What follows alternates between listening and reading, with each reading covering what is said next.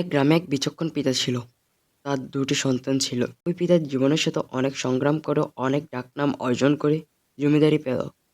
পিতার শত্রুরা তাকে নিঃশেষ করার জন্য তার সন্তানদের মধ্যে কুপ্রচারণা দিতে শুরু করলো। এক পর্যায়ে ছোট সন্তানকে বশে আনতে সক্ষম হলো। শত্রুরা ছোট সন্তানকে জমিদারি দেওয়ার প্রলোভন দিয়ে পিতাকে মেরে ফেলার পরিকল্পনা করলো। একদিন তাদের পরিকল্পনা বাস্তবায়ন করলো। পিতার বড় সন্তান বাড়িতে না থাকার সুযোগে পিতাকে মেরে ফেললো শত্রুরা। বড় সন্তান বাড়িতে ফিরে এসে তার পিতার হত্যার সংবাদ শুনে ভেঙে পড়ল। পিতার হত্যার বিচার যে ধারে ধারে ঘুরতে ঘুরতে বেড়ালো, কিন্তু কোনো লাভ হলো না। ছোট সন্তান শত্রুদের সাথে জোট বেঁধে জমিদারি ভোগে মত্ত হয়ে গেল। বড় সন্তান বিচার না পেয়ে আল্লাহর নিকট বিচার চেয়ে শক্তি ও সাহস পাওয়ার প্রার্থনা করতে করতে দীর্ঘদিন কেটে যায়। ছোট সন্তান ও শত্রুদের জুলুম আর অত্যাচারে নিরীহ চাষিরা বিদ্রোহ করলো এবং বড় সন্তানকে জমিদারি করার জন্য পণ করল। নিরীহ চাষিদের আর্তনাদ ও বড় সন্তানের প্রার্থনা আল্লাহ কবুল করলেন।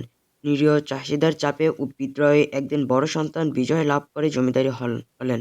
এবার শত্রুরা ও ছোট সন্তান মিলে বড় সন্তানকে মেরে ফেলার পরিকল্পনা করে বাস্তবায়ন করার জন্য অনেকবার চেষ্টা করতে ব্যর্থ হয়।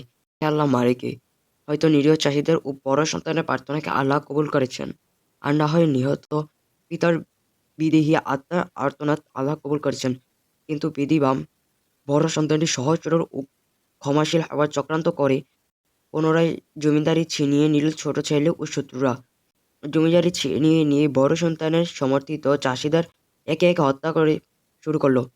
এক পর্যায়ে বড় সন্তান ও তার সমর্থকদেরকে একসাথে নিশ্চিহ্ন করতে হায়ার করা গুন্ডা বাহিনী দিয়ে বোমা মেরে উড়িয়ে দেওয়ার পরিকল্পনা করে তা বাস্তবায়ন করলো। কিন্তু আল্লাহর খেলা বোঝা বড় দায়। অতীতের নবী রাসূলগণকে যেভাবে আল্লাহ তাদের শত্রুদের হাত থেকে কুদরতিভাবে বাঁচিয়েছেন, ঠিক সেইভাবে বড় সন্তানকে ছোট সন্তান ও শত্রুদের হাত থেকে বাঁচালেন।